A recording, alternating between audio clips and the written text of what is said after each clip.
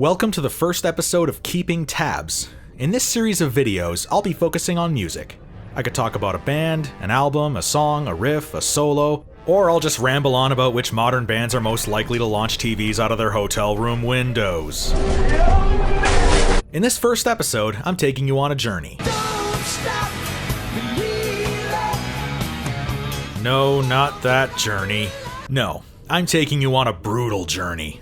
I'm taking you on a metal journey.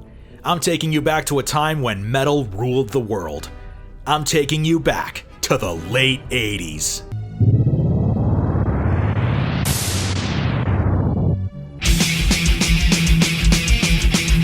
Metallica, Iron Maiden, Judas Priest, Megadeth, Slayer, Anthrax, Motley Crue, Skid Row, Whitesnake. These are the bands that dominated the metal scene at the time. Thrash metal ruled the hearts of die-hard metalheads, glam metal ruled MTV, and Maiden and Priest ruled the arenas. But also during this time, there was another subgenre lurking in the shadows. This music was faster, nastier, louder, and way more intense than anything we'd ever heard at that point. This subgenre became known as death metal. This music took the complex, aggressive, in-your-face style of thrash metal to its most extreme limit. Faster drums, faster riffs, harsher vocals, more brutal lyrics. This new incarnation of heavy metal was the absolute pinnacle of brutality. And out of this movement came the bands that would define the genre: Death, Possessed, Deicide, Obituary, Autopsy, Immolation, Entombed, Cannibal Corpse, and the band I'm talking about today, Morbid fucking Angel. Drummer Pete Sandoval, guitarists Trey Azagtoth and Richard Brunel, singer-bassist David Vincent. Not since Deep Purple's Mark II lineup has there ever been a band that featured such amazing talents at every position. The musical chemistry this band had was a match made in the fiery depths of hell. And in 1989, when the Berlin Wall cracked, when Batman was ruling the box office, and when Metallica was putting on the greatest concert ever known to man, Morbid Angel released an album that, in my opinion, is one of the greatest albums ever made in any genre: Altars of Madness.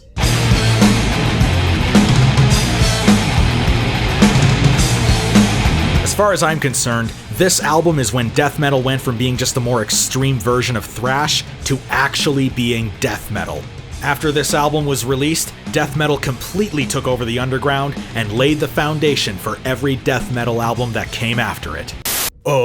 Excuse me, Mike. But you showed Opeth and Amon Amarth album covers when discussing death metal. Yeah, well... Opeth is not death metal. They are progressive, melodic, gothic doom metal. Okay... And Amon Amarth is Viking metal. They are not death metal. Get it right, you fucking poser. Oh, Jesus fucking Christ, can we fucking stop creating so many fucking subgenres for every fucking band that fucking exists? I hate to break it to you, but both Opeth and Amon Amarth have elements that fall under being death metal, so I will call them death metal. Take your obsessive pigeonholing and shove it up your fucking ass! So this album is absolutely phenomenal, and now I'm gonna explain why. If I were to describe the musicianship displayed throughout Altars in just a few words, it would be controlled chaos. And what I mean by that is, while the songs are structured very traditionally, like verse, chorus, the music itself is very unpredictable. You have no idea where it's gonna go. Sometimes you're expecting a certain riff to lead into a verse, only for a solo to break in. Drum fills are placed in parts you wouldn't expect, time signatures are changed at will, bass solos come out of nowhere, and the vocal patterns are used in ways that complement the music beautifully. Let's look at the track Suffocation, for example. Listen to the intro. It's a slow, crunchy riff with muted cymbals. It's as if it's setting up a nice, doomy, super heavy marathon like Metallica's The Thing That Should Not Be, or Slayer's South of Heaven. You would think that, right? Well...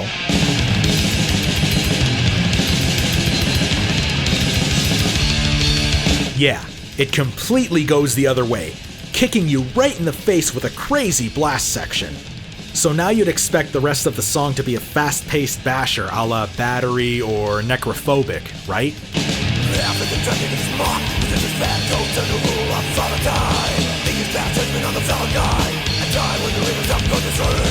Your expectations are once again subverted, as the song becomes a mid-tempo anthem during the verse. So that's already 3 different tempos in the track, and we're not even at the chorus yet. You'd imagine since we're settled into the song now that there won't be much of a change-up come chorus time, right?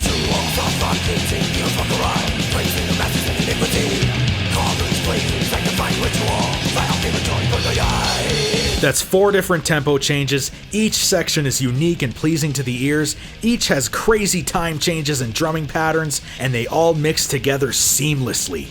Oh, and just when you think you've heard all this song has to offer, it gives you this. Yeah, and that is just one song. Every song on this album bombards you like this.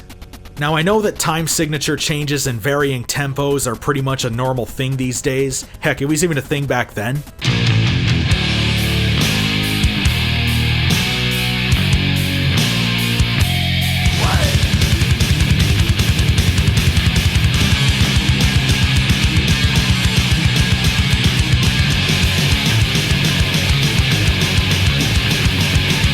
But the way Morbid Angel was doing it on Altars just felt more fluid, it felt more seamless. And it completely sucks you in because you want to hear where this musical journey takes you next. It's constantly keeping you guessing. The only other band at the time that was able to do it that well, in my opinion, was Rush.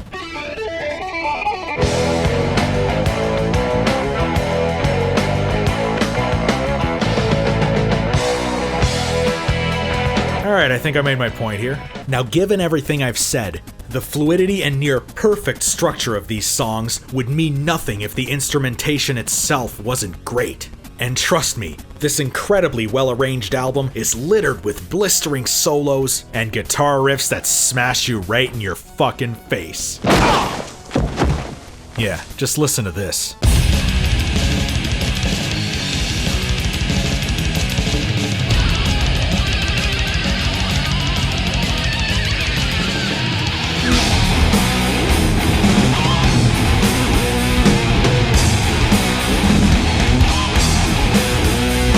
Guitarist Trey Azagthoth wrote most of the music on this album, with Brunel contributing some of the solos, and the stuff they were able to come up with was so out there and unlike anything that was being heard at the time. Azagthoth himself said that he was influenced by a lot of psychedelic music for this album, and I can definitely see it, as some of the stuff you hear on Altars feels like you're taking an acid trip in hell.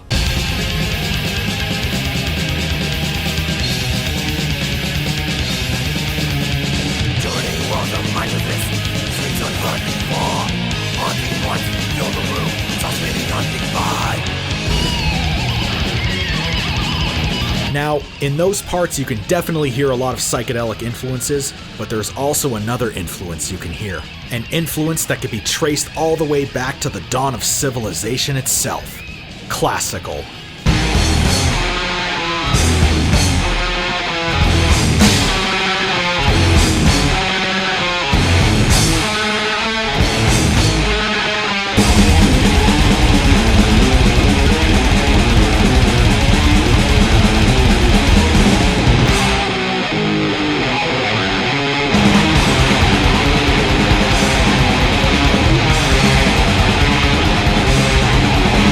Azagthoth himself has said many times that he is a huge fan of Mozart, and as you heard, it definitely shows on this album. So, those kind of influences are good, but you'll do nothing to stand out if you simply copy what your idols do. You need to take what they did and put your own spin on it. Thankfully, Morbid Angel did this in spades, and that's how we get classic riffs like the opening riff of Immortal Rites, the tremolo-picking monster lick of Visions from the Dark Side, and the out-of-this-world solos from Lord of All Fevers and Plague. The solos themselves were something else on this album. When Azagthoth was writing solos, he was quoted as saying, "I would just pick an area on the guitar and play it without really looking at it. I'd connect it in a different way." He then followed that up with, "I wanted to get on stage and have people go, 'Holy shit, what the fuck is going on?' I wanted to write stuff that would make other bands run and hide. It's not really very nice, but that's what drove me. Basically, what he's saying here is, fuck the rules, I'm making my own rules, and soon you'll be following my rules. Normally, that much ad-libbing on your guitar can lead to an unfocused train wreck, but these guys were so naturally gifted that simply plucking notes out of thin air was enough to make amazing songs. Now, I've been talking about all the masterful guitar playing, but I have yet to touch on the best guitar moment of this entire album. I'm talking about a guitar riff that is one of the greatest ever created. A riff that belongs right up there with Iron Man and Breaking the Law in the annals of heavy metal riffage. I'm talking about the greatest, most badass death metal riff of all time.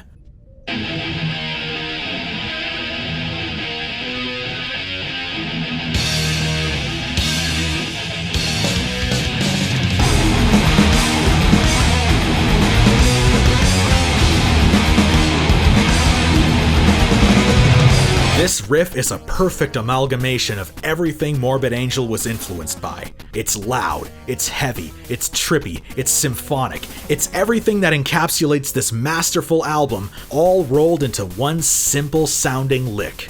And if you think this wasn't heavy enough, they play a slower version of it midway through the song.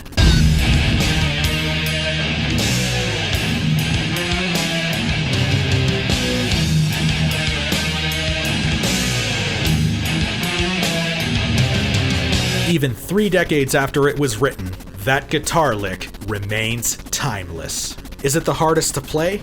No. But that's where the beauty of it lies. Its simplicity. It says everything about the band and the album by doing so little. It is, for my money, the greatest death metal riff of all time.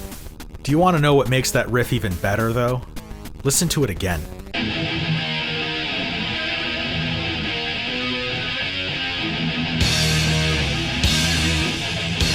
Hear it? That's the drums and bass complementing the guitars. The cymbals clash and mute at the exact right time, the fill comes in seamlessly, and it transitions into a beat that flawlessly drives the already flawless combination of guitar notes. That's not the only time the rhythm section does this. In fact, I would say that David Vincent's bass playing and Pete Sandoval's drumming are 100% in sync with the guitars on this album. Vincent may not have that many moments to shine with his bass on here, but he is playing it furiously and holding the rhythm down. Sandoval, on the other hand, is just as wild and out of left field with his drums as Trey is with his guitar.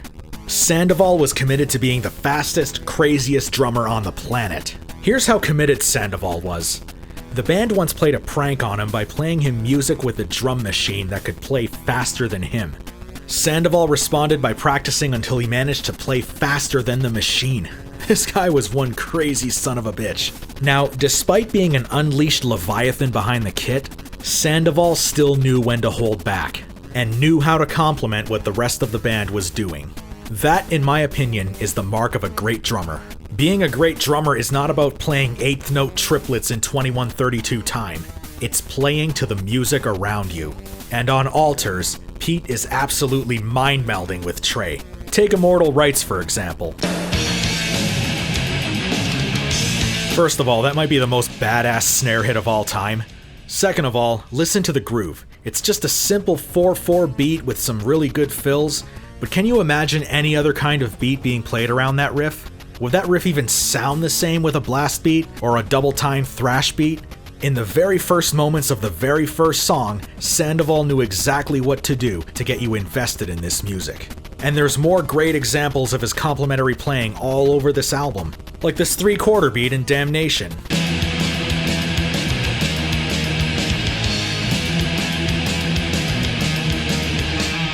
Or the ending of Evil Spells.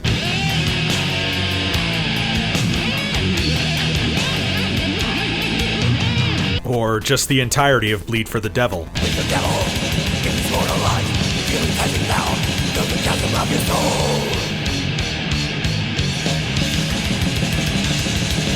Perfectly in sync with the rest of the band.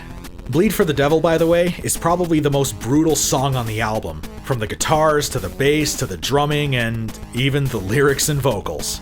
The lyrics in this song are downright fucking nasty. Roll up in his eye, on the flaming night. Brutal. The lyrics on Altars are catchy as all hell. Yes, the words are evil, yes, they are violent, but these lyrics are so simple, so well written that you could bark right along David Vincent as he's singing them because they roll right off your tongue.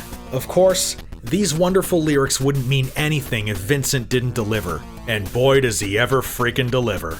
Like the first verse of Evil Spells.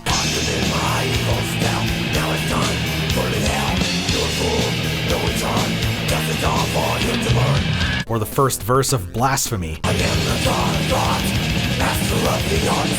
I desecrate the chest, blood in the flesh. Heck, even in Lord of All Fevers and Plague when they incorporate ancient Sumerian texts.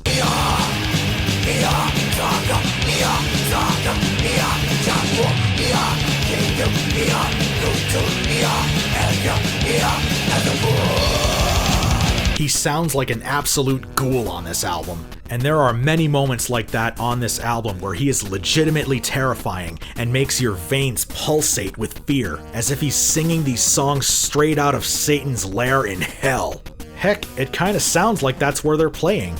And that leads me to talk about the production. So to talk about this, I have to mention the elephant in the room that every metalhead is gonna bring up in the comments section, that Altars of Madness is more or less a re-recording of Morbid Angel's true debut, Abominations of Desolation. So why is Abominations not officially recognized as Morbid Angel's debut? Well...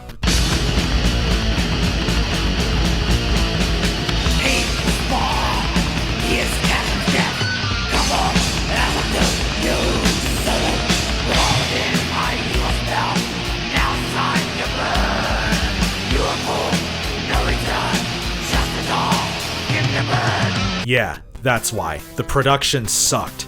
Isaac Toth himself was completely dissatisfied with it, and so they re-recorded many of those songs for Altars, and it's a good thing they did because, I hate to say it, Abominations had the production quality of a glorified demo.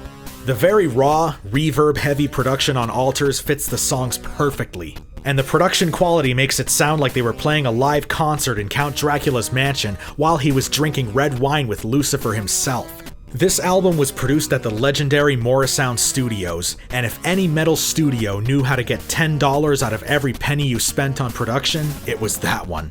Digby Pearson did such a great job in producing this album. I've heard albums with unlimited budgets that had nowhere near the sound quality Altars had, and I've heard other low-budget albums of the same time period that sounded like regurgitated trash, but Pearson got it just right. And it's not just with how they made the songs sound, it's the little things they added to the songs to get you drawn in, like the backmasking at the beginning of Immortal Rites, or the guns and tubular bells in Blasphemy. Just little extra touches like that make the album even more unpredictable than it already is. The band really needs to be commended for fighting for what they wanted. They could have easily just bit the bullet and said fuck it and released Abominations, but they didn't. They fought to release this masterpiece just how they envisioned it, and we should all be thankful they did. So you've heard me drone on and on about the song structure, the guitar playing, the bass playing, the drumming, the lyrics, vocals, production, whatever, but there's one thing I've left out. A certain song on the album. I know every metalhead watching this is waiting for me to talk about it. And you know what? Don't worry. I can't talk about Altars of Madness without talking about the best song on the album. I am talking about track number 6. Chapel of Ghouls.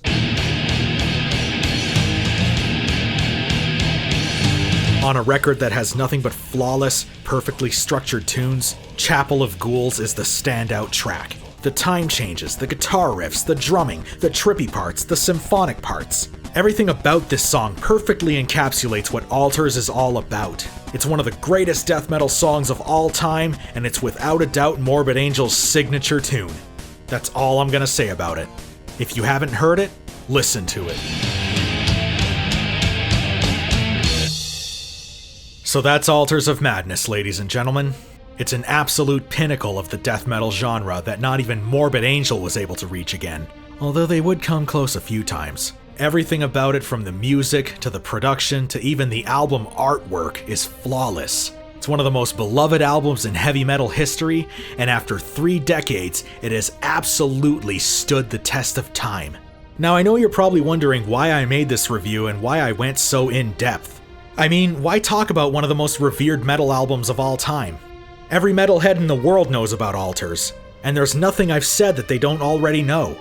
Well, not to be rude, but I didn't want to make this review for metalheads. I wanted to make this review for people who can't stand death metal. If you think death metal is just noise and nothing but screaming and the rar rar rar they called that music, guess what? You're exactly the type of person I made this review for. I wanted to show that death metal is an art form, brought to us by very talented, passionate, hardworking people who want to bring their visions to life. I wanted to show you that even the most aggressive, in-your-face kind of music can be beautiful and moving. I wanted to pay tribute to an album I've always loved and only grow to appreciate more as I get older. And most importantly, I wanted non-death metal fans to at least walk away from this review with a newfound appreciation for this type of music. And I also wanted to give anyone interested in this genre a gateway into it. This album is to death metal what Dark Side of the Moon was to psychedelic rock, or what Thriller was to pop music. If you only listen to one death metal album in your lifetime, make it this one. Because Altars of Madness is without a doubt the greatest death metal album ever made. And it is absolutely my favorite album of all time. This is Mad Mike.